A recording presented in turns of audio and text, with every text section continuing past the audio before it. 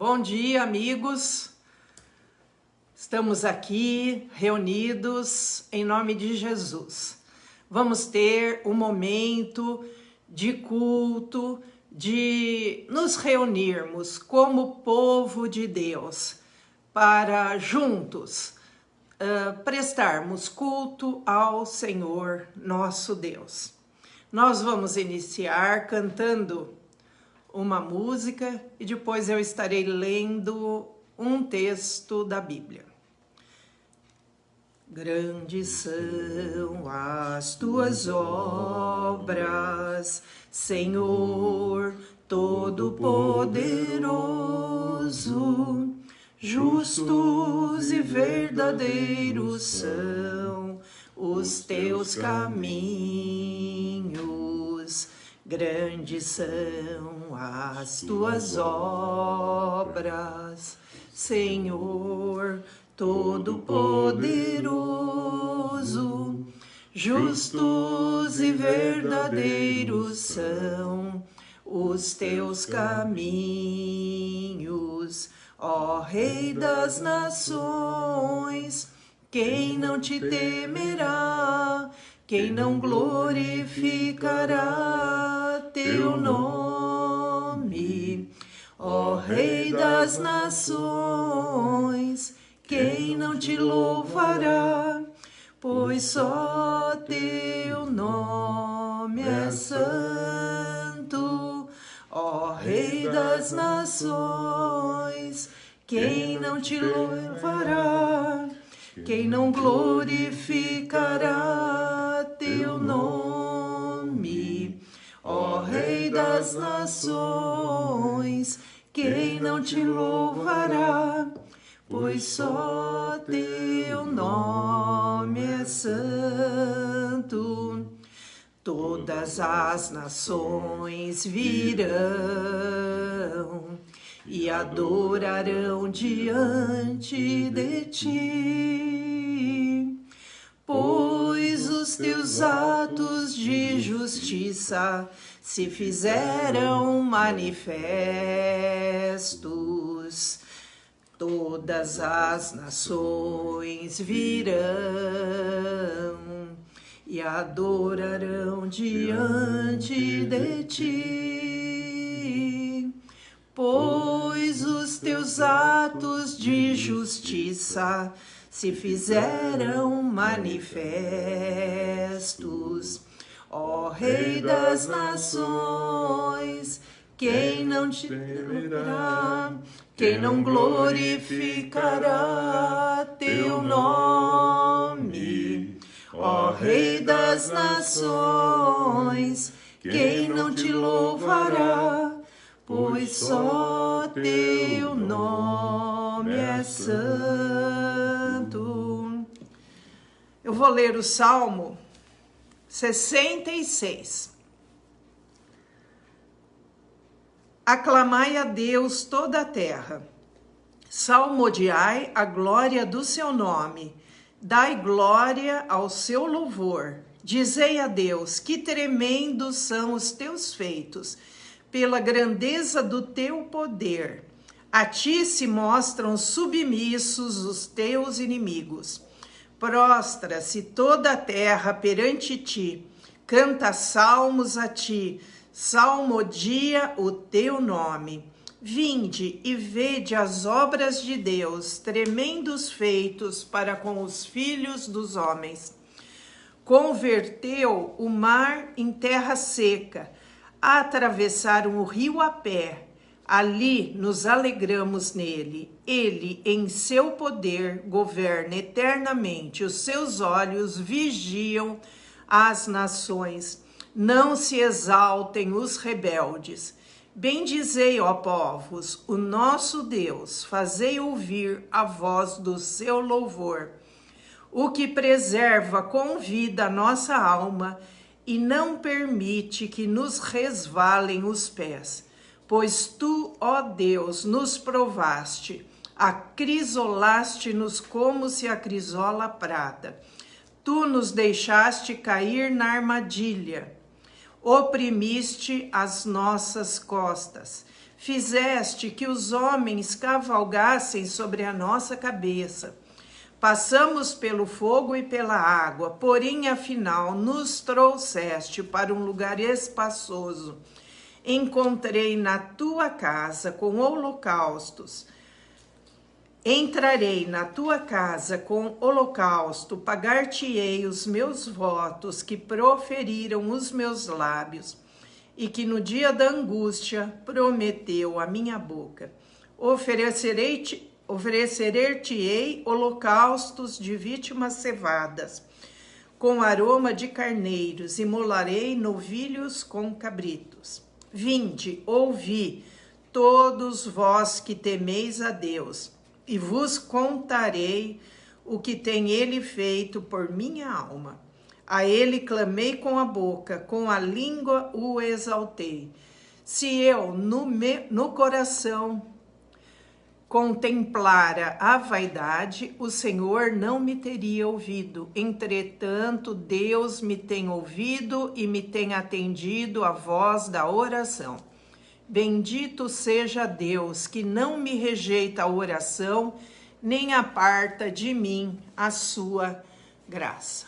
Vamos orar. Senhor nosso Deus, nosso Pai, nós te agradecemos por mais esse domingo em que nos reunimos em nome de Jesus para estarmos cultuando ao Senhor, para estarmos em comunhão com o Senhor neste momento especial e em todos os momentos da nossa vida. Te louvamos, te adoramos, reconhecemos que só o Senhor é Deus, que só o Senhor é digno de todo louvor, de toda glória, de toda honra. Por isso, nos submetemos a Ti, nos prostramos diante da Tua presença, reverenciamos o Teu nome, o nome de Jesus Cristo, Teu Filho amado, que morreu por nós, ressuscitou e nos dá vida, vida eterna, vida abundante. Obrigada, Jesus, por nos conceder tão grande salvação. Te louvamos, te adoramos, bendizemos o teu nome. Fala conosco, Senhor, nesta manhã de domingo, o dia do Senhor. Fala conosco, Espírito Santo amado. Dá-nos entendimento, abra as portas do nosso coração, que seja uma terra boa, onde a tua palavra possa cair e frutificar. E que possamos viver em paz, em harmonia, em alegria perene, sempre na tua presença. Consola, Espírito Santo, os que estão tristes, os que estão abatidos, os que perderam entes queridos, os que estão enfermos, os que têm alguém na família enfermo. Consola, Pai, esses corações. E esteja com eles, Espírito Santo, toca na vida deles para que eles despertem do sono e olhem para cima e vejam que o Senhor está abençoando, o Senhor está consolando, que nunca nos esqueçamos de que o Senhor é por nós e que nada será contra nós. Que todas as coisas cooperam para o bem daqueles que amam a Deus, para aqueles que testemunham o teu nome. E nós somos esses, Senhor, por isso nós te louvamos, nós te agradecemos. Queremos agora, Senhor, ouvir a tua palavra. Enche de sabedoria o teu servo que vai transmitir a palavra e dá-nos entendimento para compreendermos tudo o que é revelado para nós. Obrigada, Senhor. Fala conosco, livra-nos de todo o mal. Em nome de Jesus, amém. Bom dia. Nós estamos hoje encerrando. Bom dia, queridos. A graça e a paz de Cristo seja com todos os irmãos e irmãs. mais uma vez, houve uma queda, nós estamos voltando agora. E hoje nós vamos concluir a respeito no tema o ser igreja. O que é ser a igreja? Jesus está nos orientando, está falando, orientando a gente como ser a sua igreja, como cristãos. Ele fala aqui, esse texto que nós vamos ler hoje, a respeito da igreja de Laodiceia, sobre a importância da comunhão. É o último ponto que ele fala a respeito dessas 7 igrejas, que são 7 tópicos que nós vamos sintetizar agora, do que nós já falamos esses dias, nesses domingos que antecederam. O texto hoje está em Apocalipse capítulo 3, a partir do versículo 14, que ele diz: ao anjo da igreja em Laodiceia escreve: essas coisas diz o Amém. A testemunha fiel e verdadeira, o princípio da criação de Deus. Conheço as tuas obras, que nem és frio nem quente, quem dera fosses frio ou quente. Assim, porque és morno, e nem és quente nem frio, estou a ponto de vomitar-te da minha boca. Pois dizes: estou rico e abastado, não preciso de coisa alguma, e nem sabes que tu és infeliz, sim, miserável, pobre, cego e nu. Aconselho-te que de mim compres ouro refinado pelo fogo, para que te enriqueceres, vestiduras brancas para te vestires, a fim de que não seja manifesta a vergonha da tua nudez, e colírio para ungires os teus olhos, a fim de que vejas. Eu repreendo e disciplina o quantos amo. Sê, pois, zeloso e arrepende-te. Eis que estou à porta e bato. Se alguém ouvir a minha voz e abrir a porta, entrarei em sua casa e cearei com ele e ele comigo. Ao vencedor, dar-lhe-ei sentar-se comigo no meu trono, assim como também eu venci e me sentei com meu Pai no seu trono. Quem tem ouvidos, ouça o que o Espírito Santo diz às igrejas. Interessante que aqui ele fala o tópico que cabe nesse contexto dessa igreja, para nós, é o 7º ponto, a importância da comunhão. Essa é a razão de Jesus glorificado denominar a condição do anjo responsável, dizendo: tu és morno. O que é morno? Nós falamos domingo passado, só retomando um pouquinho. Morno é aquele que não é frio, isto é, está sem o Espírito Santo, mas também não é quente, em que o Espírito Santo está dirigindo a sua vida. Morno é aquele que tem o Espírito Santo. Então, ele não está referindo a uma pessoa fora do contexto da igreja. Não, ele está falando à igreja. E o que é interessante, ele fala no final: eis que estou à porta. Significa o quê? Significa que ele não está em comunhão com essa pessoa, embora essa pessoa seja a igreja. Ela tem o Espírito Santo, aceitou Jesus Cristo, está no caminho que é Cristo. É igreja, ele está falando com a sua igreja, o responsável da igreja com a sua igreja. E ele diz exatamente: tu és morno. Isto é, você tem o Espírito Santo, mas o Espírito Santo, que é o meu Espírito, não está te dirigindo, não está te orientando. Por isso que ele chama de morno. Então, ele está falando para o anjo e também para toda a sua igreja a respeito do quê? Ele diz: você está dizendo um ponto que diz e caracteriza que você é morno. Por quê? O anjo responsável é morno por dizer: eu estou rico e abastado, suprido de tudo, e não preciso de coisa alguma. Isto é, quem tem o Espírito Santo, mas não é orientado por ele, pela falta da comunhão, se torna autossuficiente. O que é um autossuficiente? É um independente, que não ouve, entristece, apaga, rejeita o Espírito Santo e vive a sua vida, embora conhecendo Cristo, estando em Cristo, sendo igreja, mas Jesus não está em comunhão, está fora, batendo a porta. É independente. Deixa de ouvir não só o que Jesus disse e o que ele está orientando como igreja, mas ele está reivindicando voltar à comunhão, se arrepender e voltar à comunhão. ou ele se torna dependente. É uma pessoa que se relaciona com Jesus apenas de uma forma comercial, interesseira. Quando ocorrem momentos difíceis na vida, procura Jesus, como nós já vimos, e procura se relacionar com ele para que ele, Jesus, resolva os seus problemas. Então, é uma pessoa que é chamada assim morna.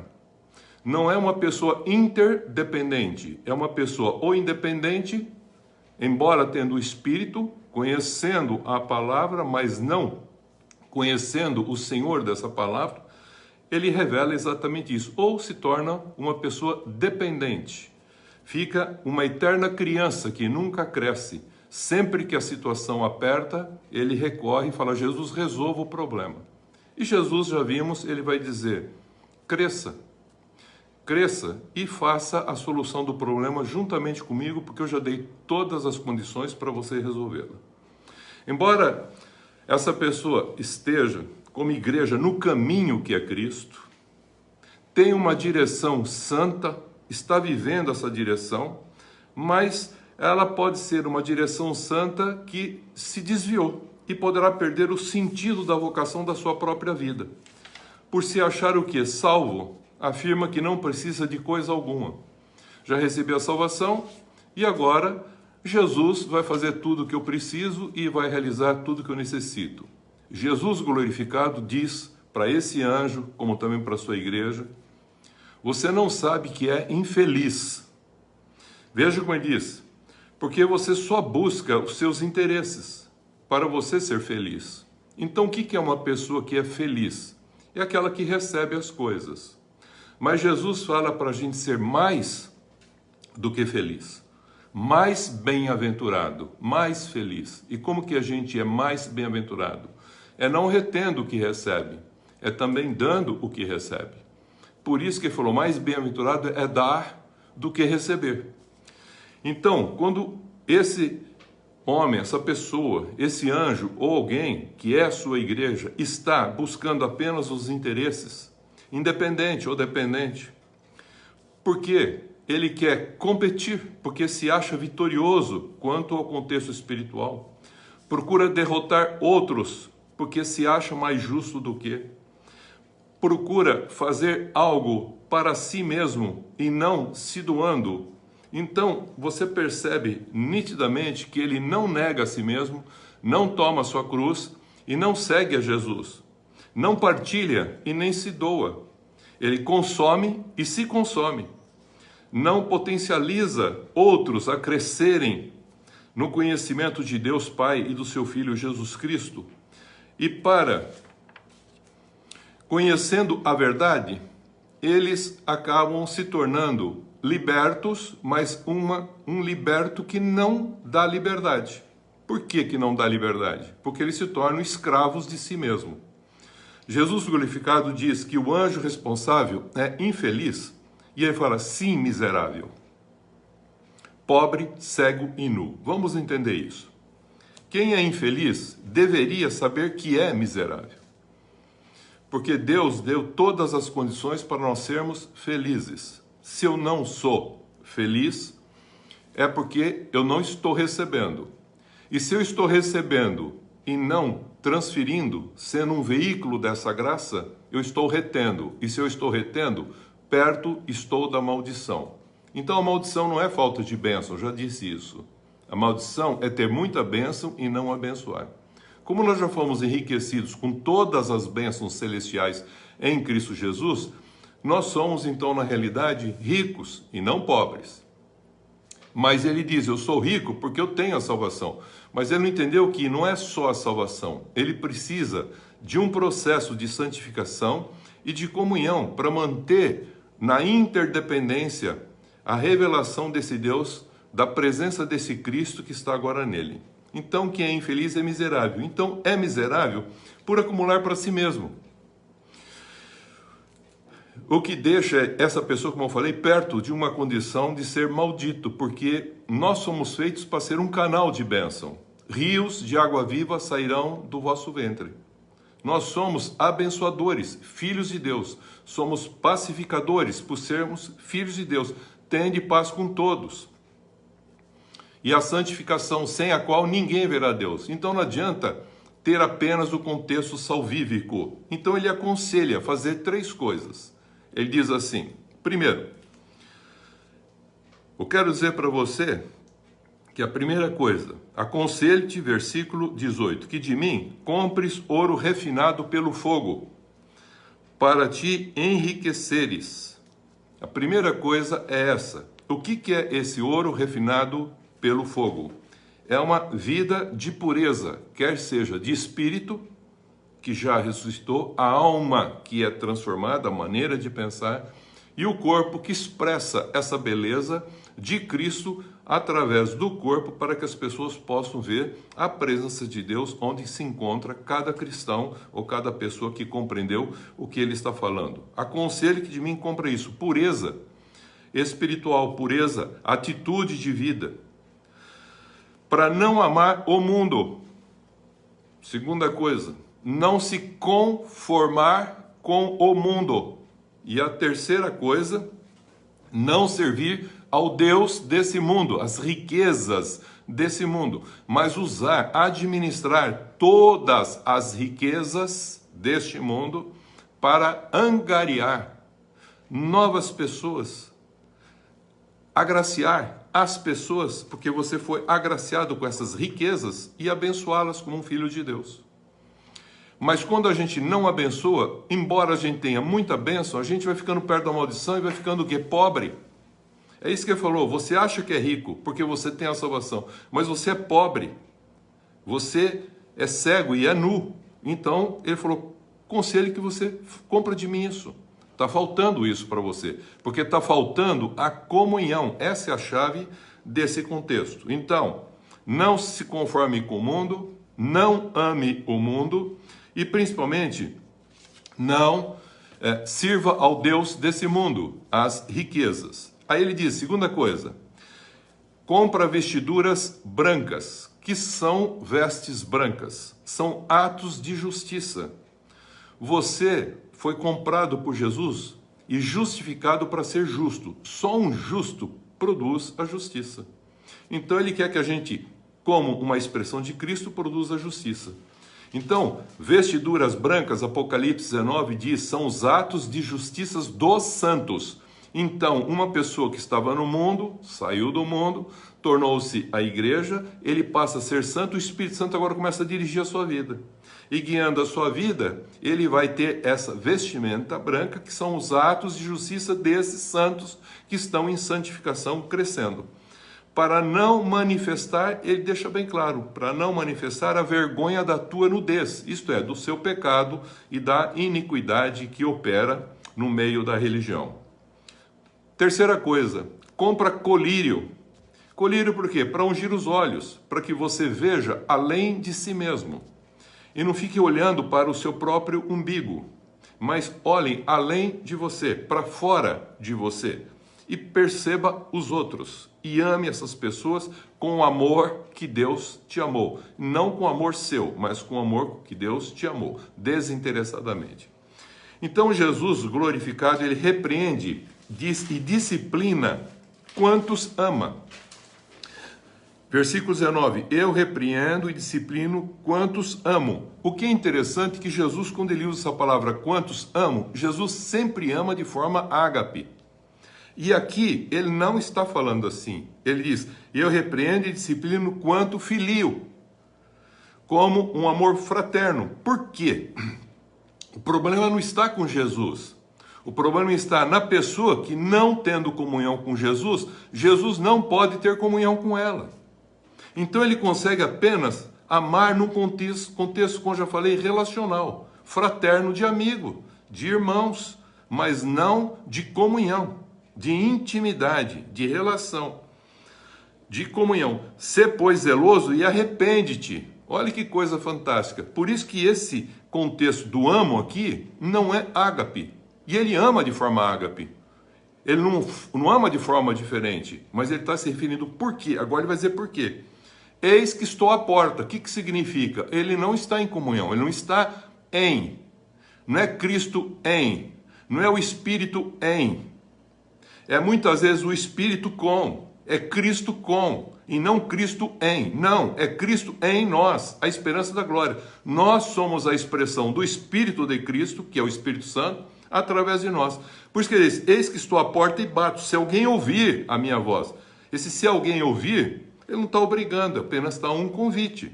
Não só para comprar essas coisas, para fazer com que a comunhão seja restabelecida. E ele diz, e abrirei a porta, entrarei em sua casa e cearei com ele, e ele comigo. O que ele acabou de falar aqui? A importância da comunhão.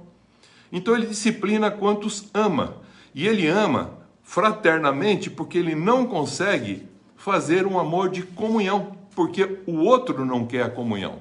Então ele continua amando. De que maneira? Fraterna, amigável.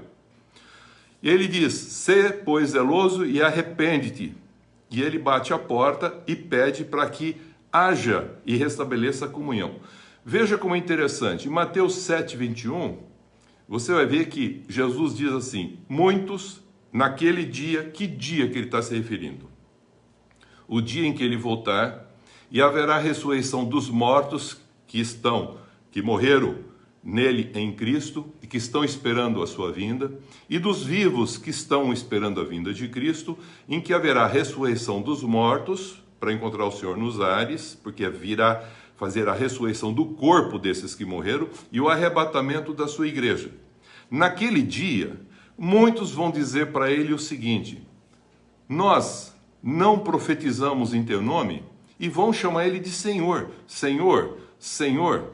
Nós não profetizamos em teu nome? Nós, em teu nome, não fizemos maravilhas? Nós, em teu nome, não expulsamos demônios? E Jesus dirá explicitamente para eles, não vos conheço, afastai-vos, os que praticam a iniquidade. Aí você fala assim, mas parece que é isso que ele está pedindo que a gente faça. Leva o evangelho, prega o evangelho, expulsam o mal, libertam. Não, não é isso. Ele está falando de algo maior que nós vamos fechar agora, o ser igreja. Ele não está falando para fazer isso. Isso é consequência do ser igreja. Mas não é para fazer isso para ser igreja. Não. Então ele diz, é necessário que haja comunhão para que isso aconteça. E ele não vai dizer, usamos o teu nome. Não. Fizeram porque ele disse como tinha que fazer. É o Espírito Santo que orienta, é o Espírito Santo que dirige. E aí ele faz a promessa final para essa igreja. Ao vencedor, dar-lhe-ei sentar-se comigo no meu trono, assim como também eu venci e sentei no trono do meu Pai. E aí ele encerra dizendo, quem tem ouvidos, ouça o que o Espírito diz à igreja. E assim, ele encerra o sentido, o que é ser igreja. Então, resumindo agora, eu vou fazer um fecho. Desde a primeira igreja até essa igreja, são 7 pontos fundamentais para nós, como igreja, não esquecermos quem nós somos. Embora os fatos aconteçam, você possa interpretá-los em função das igrejas existentes naquela época, situações em que aconteciam naquela época. Eu fiz um contexto para uma vivência prática, para um momento nosso, contemporâneo, que essa palavra é viva e eficaz para toda e qualquer situação da igreja em qualquer tempo e época. Então, resumindo, o que ele está querendo dizer para nós? Que nós devemos imitar ele, Jesus Cristo, e como cristão, ser como ele. Primeiro, viver o amor ágape, antes de qualquer coisa, esse amor desinteressado.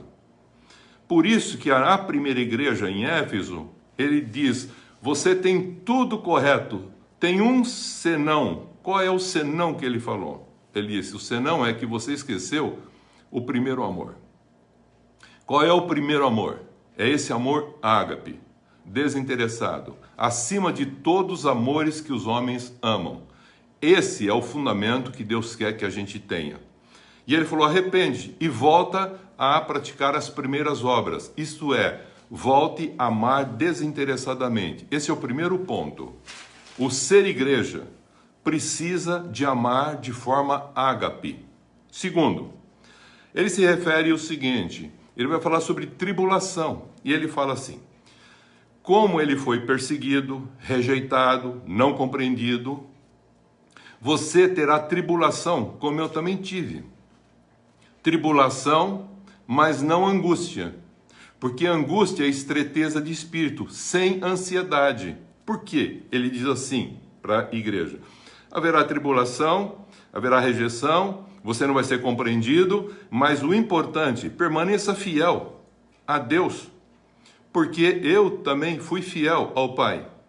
E você, como igreja, também vai sofrer as mesmas coisas e vai passar pelas mesmas coisas. E diz para não ter medo, não tema. Essas coisas, tribulação, sofrimento, elas são temporárias e elas passarão. E eu estou contigo, eu estou com você todo o tempo. E isso vai passar. Não se preocupa, não temas. Terceira coisa que ele diz, que a igreja precisa tomar cuidado. Ele diz assim: não quero nem que você, anjo responsável pela igreja, nem a igreja, tenha dentro dela aqueles que praticam a doutrina de Balaão. Já vimos a respeito, eu não vou voltar ao contexto. Nem também a doutrina dos nicolaítas. Depois, ele fala seguindo, como igreja, tome cuidado para não ter a doutrina de Jezabel. Por que a doutrina de Jezabel? Porque ela diz que conhecia as coisas profundas de Satanás. E essas coisas profundas de Satanás, nome até de demônio, se sabe, fala na igreja, mas as pessoas que falam isso, na realidade, elas não conhecem o amor de Deus Pai e nem de Jesus Cristo, seu Filho. Quinta coisa, ele pede para a sua igreja, como ao anjo responsável e a sua igreja, ser vigilante e não se distrair, para não sucumbir, morrer na fé. Por isso que ele fala para a igreja: você tem nome que vive, mas está morto. Muitas igrejas, você vê, são pessoas cristãs, que estão em Cristo, que vão à igreja, estão numa igreja, se reúnem como igreja, mas estão, como ele diz, obras mortas. Elas estão vivas, mas obras mortas. E ele deixa claro, são obras não fiéis na presença do meu Deus. Sexta coisa, ele diz para essa outra igreja, que é um outro ponto para nós como igreja não esquecermos, que você como igreja, quer seja o anjo, quer seja a própria igreja com os seus dons, seja um evangelista, um embaixador do seu reino, aqui na terra, para convidar as pessoas para sair do império das trevas e vir para o reino da luz de Jesus Cristo, um embaixador do reino de Cristo. Vigia, mas também evangeliza, e seja esse embaixador e traga as pessoas para a embaixada. Por quê? Porque tem a chave de Davi. O que é a chave de Davi? A chave de Davi significa aquele que tem a chave do reino, que abre e ninguém fechará, e que fechará e ninguém abrirá. E para encerrar, ele fala o que nós comentamos hoje, terminando o fechamento da igreja, que o responsável e os membros da igreja não sejam mornos. O que são os mornos? Que têm o Espírito Santo. Todos nós que aceitamos a Jesus, no dia que nós aceitamos, nós recebemos o Espírito Santo. Só que as pessoas não deixam o Espírito Santo dirigir, guiar, ser uma expressão fluida desse amor de Deus. Como uma água que corre, como um rio, como um vento que sopra. A gente não deixa. A gente fica preso num contexto doutrinário, inclusive denominacional. E isso perde essa liberdade que nós acabamos de ter. Então, quero que você se lembre de uma coisa que eu vou afirmar aqui agora. Israel, como um povo escolhido e exclusivo de Deus, que Ele o chamou para ser um povo dele, no entanto, você percebe que o próprio Deus não se agradou de muito deles, e muitos morreram pelo deserto. E foi mostrado que Deus não era exclusivo de Israel. Também, semelhantemente agora, a igreja é um povo escolhido e exclusivo de Deus, que nos comprou, Jesus nos comprou com seu sangue para Deus e Pai, para sermos reino e sacerdotes. Mas Deus não é exclusivo de você e nem de mim como igreja. Então, Ele é muito mais do que isso.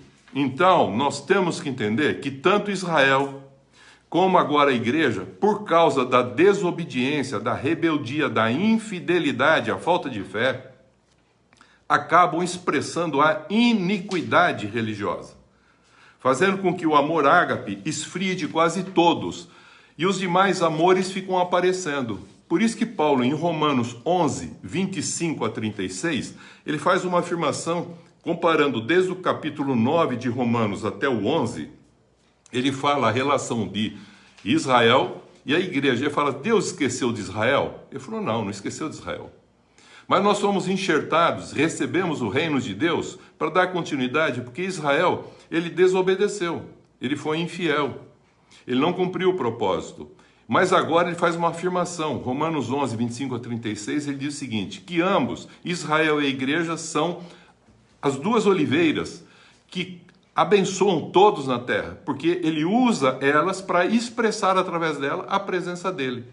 E ele diz, Paulo revela que o último desígnio, a vontade de Deus última, é usar de misericórdia, tanto para os gentios, como ele usou, dando-nos o reino para cuidar, e nós não estamos fazendo adequadamente, como igreja, e ele vai voltar para Israel, inclusive para os judeus, agora voltando para que eles agora possam ser salvos plenamente. Então, o amor ágape, a verdade e a comunhão, vida de vida, só podem ser conhecidas se houver essa interdependência com Deus, com a gente mesmo e com as partes que nos compõem, corpo, alma e espírito, apontando uma única direção, Deus, como também a relação nossa com o nosso próximo de interdependência. Por isso que só na comunhão que a gente vai conseguir isso. Jesus diz lá em João capítulo 5, ele não se confiava a ninguém, em homem algum, não se confiava. Mas ele confiou um reino inteiro para a gente, mas ele não se confiava a homem algum, pois bem conhecia o que é a natureza do homem. Mas agora essa natureza adâmica acabou, nós ressuscitamos e somos uma nova criatura. Mas o que Jesus confiava era na comunhão.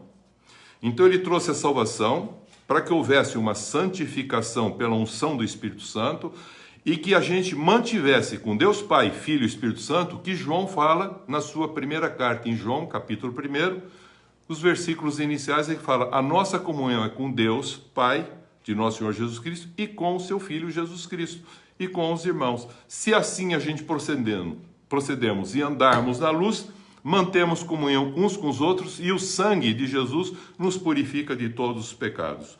Convicto do quê? Que Jesus confiava na comunhão e tinha a convicção que, estando em comunhão com Deus e com o próximo, ele completava o sentido da sua vocação, como aquele Cristo que veio salvar a humanidade. Quero concluir agora dizendo o seguinte, enquanto nós vivemos um processo que não é esse de fé acrescentada, de santificação, que a gente cresce e vai até a gente falecer, morrer, continuar crescendo em santificação no conhecimento de Deus, com atos de piedade, e abraçando uns aos outros e crescendo em amor ágape, para que haja esse crescimento. Então, e temos o sentido da nossa vocação aqui, para expressar Deus. Paulo afirma em 2 Tessalonicenses 2, de 1 a 12, algo muito interessante. Ele fala, com respeito à vinda e o dia do Senhor, que ninguém engane a sua igreja, porque antes da sua vinda virá a apostasia, e será revelado o homem da iniquidade, o filho da perdição, aquilo que muitos o chamam de o anticristo. O que é um anticristo? É todos aqueles que são pró-Jesus, mas são anticristo, não querem negar a si mesmo, não querem tomar a sua cruz, não querem seguir Jesus. Eles querem apenas Jesus para resolver os seus problemas. Eles vivem o processo da salvação, mas eles não crescem nem em santificação e nem em comunhão. Para que isso aconteça, tem que haver muita iniquidade. E é claro que lá em João, primeira carta de João, capítulo 2, versículo 18, ele fala assim, muitos anticristo têm saído do nosso meio, porque eles não querem manter a comunhão, nem conosco, e nem com Cristo.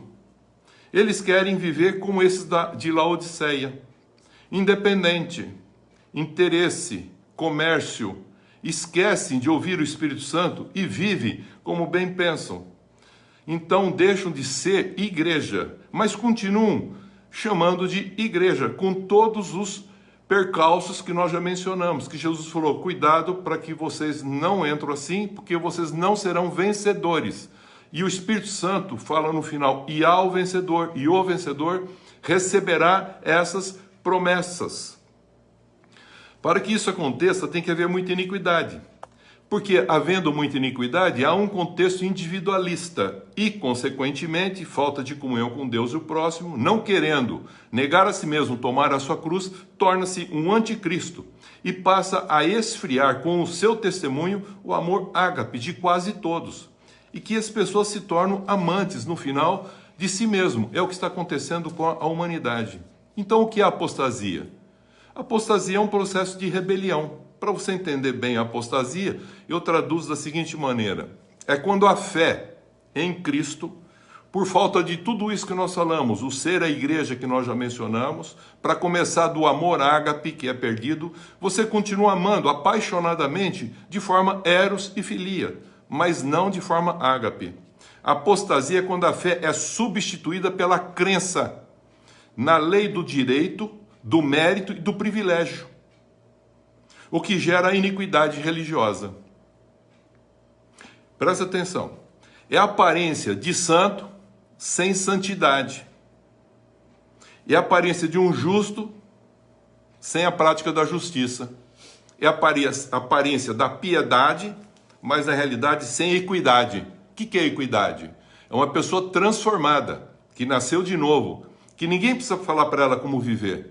Ela mesma sonda-se a si mesma e vive inspirada e orientada pelo Espírito Santo, pela palavra de Cristo, pelo próprio Espírito de Cristo. Ninguém precisa ensiná-la, o Espírito Santo a ensina. E ela mesma vai orientando a sua vida pela unção do Espírito Santo que está nela, porque o Espírito Santo está em cada um de nós, como nós já falamos. Então, aparece o quê? A equidade. O que é a equidade? A equidade é o cetro do reino de Deus. E a equidade é você fazer uma coisa não mais por obrigação, lei, imposição, por expectativa de receber alguma coisa. Não, você faz aquilo porque você já recebeu todas as coisas. Você não tem mais expectativa, você tem convicção e fé de tudo que você recebeu e do que te aguarda depois. Então, sabendo tudo isso, você agora vive a equidade, que é a justiça chamada natural, espontaneamente, por obediência, não mais por obrigação legal. Então, isso é a iniquidade, é a falta do homem de expressar a justiça natural, que a equidade torna-se a iniquidade. A equidade é obediência, a iniquidade é obrigação, porque é imposto. Você faz porque você tem medo. Então, você vai expressar aquilo que se chama assim, a justiça legal, que a lei diz como você tem que fazer. Então tem muitos, eu já disse, vou voltar a repetir, que amam o outro como amam a si mesmo. Parece que é isso que Jesus falou. E não foi isso que ele falou. Ele falou, quero que vocês amem de forma ágape, desinteressada. Como o Pai te amou e me amou, eu amei vocês com esse amor ágape do Pai. E quero que vocês, alcançando ele, também amem o seu irmão desse modo. E a gente não ama de forma desinteressada. Então a gente acaba gerando o quê? A iniquidade. E é isso que ele fala. A iniquidade é a falta do homem expressar a justiça natural da obediência e passar a expressar a justiça legal da obrigatoriedade por medo para obter os seus direitos, privilégios, méritos interesseiros. Você faz uma barganha com Deus, umas trocas, para que você consiga obter o que mais te interessa. 1 João 2,18, ele fala muito claro, muitos do nosso meio se tornaram anticristos. Então o mistério da iniquidade que fala em 2 Tessalonicenses, que Paulo explica da vinda de Jesus, ele fala claro, já opera. O mistério da iniquidade já opera. E aguarda que seja tirado de quem o detém. Quem está detendo ainda isso? O Espírito Santo. 2 Tessalonicenses 2,4, Paulo afirma que o homem da iniquidade se opõe, se levanta contra tudo que se chama Deus ou objeto de culto, a ponto de assentar nos santuários de Deus, ostentando como se fosse o próprio Deus. Quem lê esse texto começa a pensar um homem que vai, na realidade, entrar num santuário. Queridos, presta bem atenção, deixa o Espírito trabalhar. Paulo, em 1 Coríntios 3, 16 a 18, diz assim, Paulo: não sabeis vós que vós sois o santuário de Deus, que o Espírito de Deus habita em você? Então não seja o homem da iniquidade, o filho da perdição. Seja um filho de Deus. Ele não está se referindo a um homem que as pessoas ficam esperando para entrar num santuário qualquer de Deus. Numa igreja, entre aspas. Não, querido, você não está entendendo. Ele fala, toma cuidado para que o anticristo não seja você expressando algo que acaba com a fé de muita gente. E quando você falar que você é cristão, a pessoa não quer nem te encontrar. Presta atenção. Veja o que ele fala. Esse homem da iniquidade, a pessoa está pensando assim, num contexto, não. Para que exista ele vai precisar de muito para pôr ele no poder. E ele é parte desse contexto, desse poder. Porque forma uma nação. Como também iníquo, forma também a iniquidade. Ele diz assim, presta atenção que ele diz. Esse homem da iniquidade se opõe, se levanta contra tudo que se chama Deus. Ele não falou a respeito, tudo que se chama Deus. Qualquer coisa que alguém falar que é Deus, ele se opõe. Porque ele acha que ele é Deus. E que o Deus dele é o Deus dele. É o verdadeiro. Ou objeto de culto. Não, você não pode cultuar assim. Tem que cultuar do jeito que eu mando.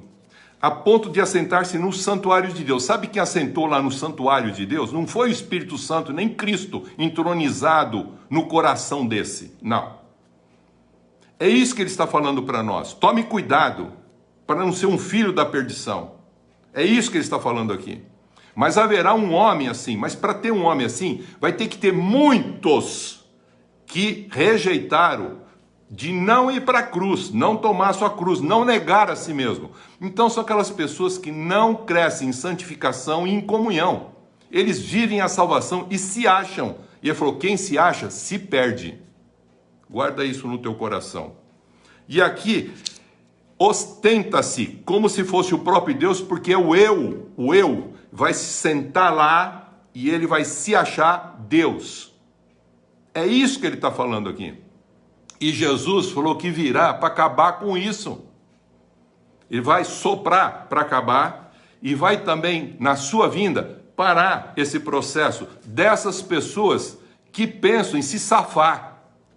São safados, que pensam só em salvação. Vive a vida pensando na salvação, mas não cresce nem em santificação, nem em comunhão. Meu Deus do céu, isso não é uma coisa ruim, pesada, é Jesus falando para nós, eu estou fora da porta, eu estou batendo na porta da igreja. Quem abrir, eu vou entrar e comungar com ele, porque tem pessoas que estão em Cristo, direção é até santa, mas o sentido da vida não tem. Tem sentido para ele ir naquela denominação religiosa e se acha um Deus. Não entendendo o amor de Deus que ele está falando, para nós expressarmos. Por isso que naquele dia é o virão de Jesus. Não vos conheço, os que praticam a iniquidade. Mas não fizemos o que o Senhor mandou? Falamos no teu nome, profetizamos em teu nome, curamos em teu nome, expulsamos o demônio no teu nome. Falou, não conheço vocês. Não tem intimidade comigo, nem com vocês. A orientação, a direção da vida de um anticristo é baseada no poupa-me. É baseado no... Isso não vai acontecer comigo, nem contigo, meu irmão. Não vai acontecer porque você é um filho de Deus. Lembra de Pedro? Jesus fez uma pergunta para eles. O que vocês acham? O que diz os homens que eu sou? Aí eles responderam lá, pessoa assim, de alto nível. Eu falei, e vocês? Quem vocês acham? Jesus não gostou nenhuma resposta deles. Porque ele falou de coisas assim. Aí Pedro virou e falou, tu és o Cristo, o Filho do Deus vivo. Ele não falou, tu és Jesus. Ele falou, tu és o Cristo. Você, Jesus, é o Cristo, o Filho de Deus vivo. Você é a expressão da palavra, do verbo. Ele falou, ó, só Deus para revelar isso, Pedro. Eu vou te dar a chave do reino, você entendeu a coisa. Passado alguns versículos, o próprio Pedro, inspirado pelo Espírito Santo, fez uma afirmação. Aí Jesus diz, ó, eu vou morrer, eu vou ser judiado, eles vão zombar de mim, e eu vou, assim, morrer. Ele falou assim, não, você é um filho de Deus, como é que você pode morrer? Poupa-te. Quando ele ouvia esse poupa-te, ele disse o quê? Não que Pedro fosse Satanás. Ele falou, arreda, você está sendo um adverso à vontade de Deus. Você não entendeu a vontade de Deus. Se você não vigiar, não orar, não permanecer em comunhão, naquele processo de santificação, porque a comunhão vem depois da santificação, nesse crescimento constante de santificação e comunhão com Deus, você poderá ser enganado e fadado ao fracasso, semelhante ao que Jesus falou. Quando ele jogou a semente, ele falou que caiu à beira do caminho. Será como essa? Cai à beira do caminho, caminho trilhado, batido por muitas pessoas, e as aves, o mal, vem e come o que foi semeado no caminho do teu coração. Outros recebem a palavra de Deus, Cristo, com alegria, entusiasmo, paixão, estão fadados a frustrações, porque na realidade não tem raiz, não desenvolve a raiz do amor, de alcançar a plenitude para crescer e produzir frutos. Vive um relacionamento competitivo de comparação, por causa das pedras, das durezas que existem nos corações. Outros recebem a palavra de Deus, Cristo, nasce, cresce, mas é sufocado pelos cuidados do mundo. Aquilo que eu falei, ama o mundo, as riquezas do mundo, e se conforma com o mundo. Torna-se um crente conformado. Então ele é meio crente, santo e justo, e meio mundo. Isso ocorre porque, não crendo na ressurreição, presta atenção, queridos, já dei um estudo inteiro sobre ressurreição. Tem 3 palavras em que fala sobre a ressurreição. Existe, primeiramente, quando você crê em Jesus Cristo e você aceita a salvação gratuitamente, ocorre aquilo que nós estávamos mortos. Nós estávamos mortos espiritualmente para Deus. Nosso homem interior estava morto. Então ele ressuscita. A palavra que está ali, ele fala egeiro. A gente abre os olhos, anisteme, é outra palavra para ressurreição. Levanta e se mostra e expressa o Cristo que você agora confessou que é seu Senhor e Salvador. Você agora começa a ser dirigido por Ele, na unção do Espírito Santo. Isso é a ressurreição do homem interior. Então você já foi ressuscitado no homem interior. E já está sentado nos lugares celestiais em Cristo Jesus. Então, quando não creem na ressurreição, veja como é interessante. O homem interior, que aconteceu nesse homem interior, eles passam a crer em Cristo numa expectativa somente dessa vida. 1 Coríntios 15, 19. Não crescem em santificação, não crescem em comunhão, por não viverem a ressurreição. O egeiro, que eu falei de acordar, o anisteme de se levantar como um filho de Deus agora, e não mais como um velho Adão melhorado. É uma criatura nova, é uma pessoa nova, é Cristo em nós, tendo o fundamento de uma nova vida em Cristo e mantendo a esperança da anastasis, que é a ressurreição daqueles que dormiram em Cristo ou da igreja que está esperando Cristo, que ele vindo será arrebatada, quando da vinda dele. Vivem suas vidas sem que haja sentido e propósito eterno. São esses que são os anticristos, são pró-Jesus, mas anticristos. Existe um modo santo, querido, justo de viver, e não um modo certo e de direito para se manter na vida. Essa é o que a gente vai falar agora, é a semente que caiu numa boa terra. Aquele que entende que a fé que foi confessada e professada, ela tem que ser acrescentada de virtude, conhecimento, domínio próprio, perseverança, fidelidade, fraternidade, amor ágape, para que conheça o Cristo plenamente e entre no reino de Cristo. E isso tem que crescer e continuar crescendo. É um processo de santificação. E aí vem Tiago e diz, mas uma fé que não tem esse acrescentar e também não praticar a justiça, e ele falou, é uma fé morta. É aquilo que está falando tudo a respeito para que a igreja não seja. Por isso que ele fala, agora se Cristo caiu, essa semente Cristo caiu num coração bom, ele falou que vai produzir 1 para 30, 1 para 60 e 1 para 100. Terminando, eu quero dizer que a vida é um processo de transformação a vida inteira. Quantas vezes você viu Jesus falando para a sua igreja? Volta, converte, arrepende, retorna, restaura. E assim, ele vai esperando que a gente constantemente faz. Mas tem gente que é salvo e fala assim, eu já fui salvo, não precisa mais se arrepender. Eu já me arrependi uma vez. Mas ele está falando para a igreja, arrepende, volta ao amor ágape. Não continua no sofisma que você tem. Entenda o que é ser igreja. A vida é um processo de transformação a ser vivido. Veja o que eu vou falar. De graça em graça, de fé em fé, de glória em glória. É um constante, é um constante. Para que haja o quê? Para que haja realmente essa expressão dessa transformação através desse homem interior, expressando nesse homem exterior, para que as pessoas possam ver quem? A revelação de Deus, a graça de Deus. Então, você vai perceber que a glória de Deus só começa no momento que ocorreu o quê? A ressurreição do nosso homem interior.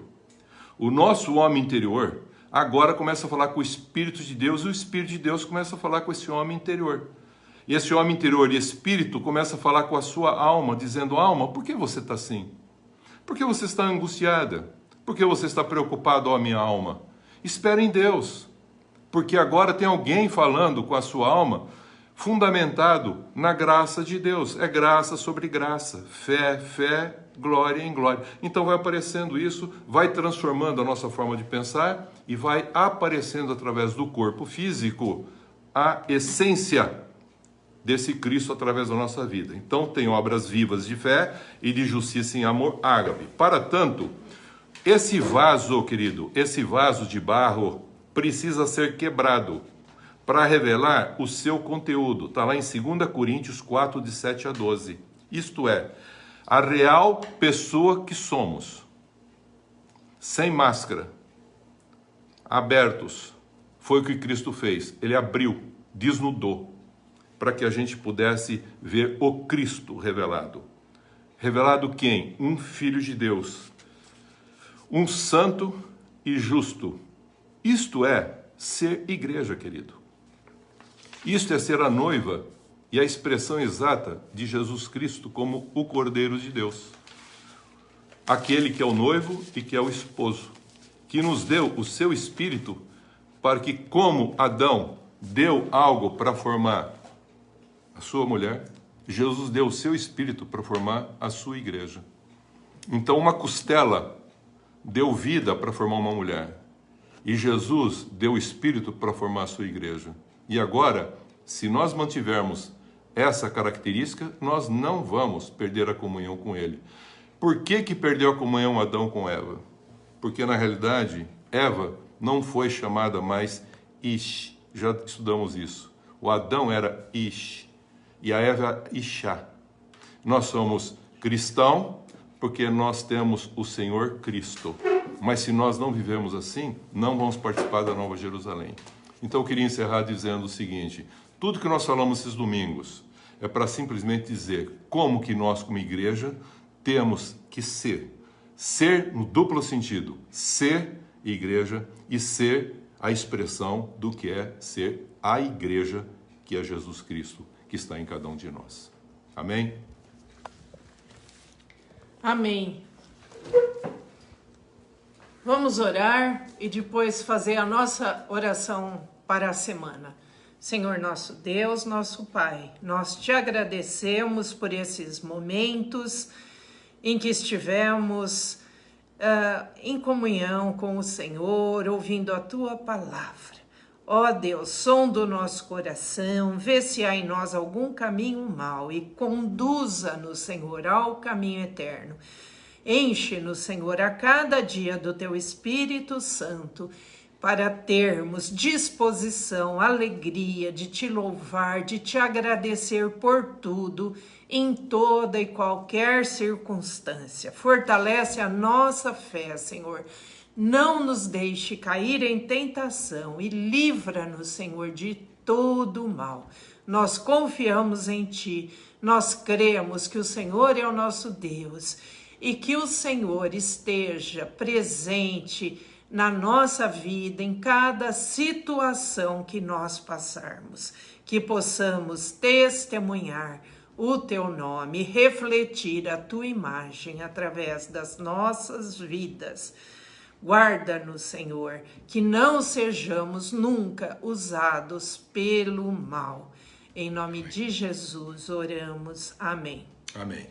Nós iniciamos esta semana. Nós iniciamos essa semana. E tomamos posse. Tomamos posse. Para nossas vidas. Para as nossas vidas. Para nossas famílias. Para as nossas famílias. Para nossos trabalhos. Para os nossos trabalhos. De uma semana de bênçãos. De uma semana de bênçãos. Uma semana de vitórias. Semana de vitórias. Sempre confiantes nas promessas de Deus. Sempre confiantes nas promessas de Deus. E rejeitamos toda obra maligna contra nós. E rejeitamos toda obra maligna contra nós. E que não sejamos usados pelo mal. Que não sejamos usados pelo mal. Em nome do Pai. Em nome do Pai. Do Filho. Do Filho. E do Espírito Santo. E do Espírito Santo. Amém. Amém. Deus abençoe a todos. Assim seja.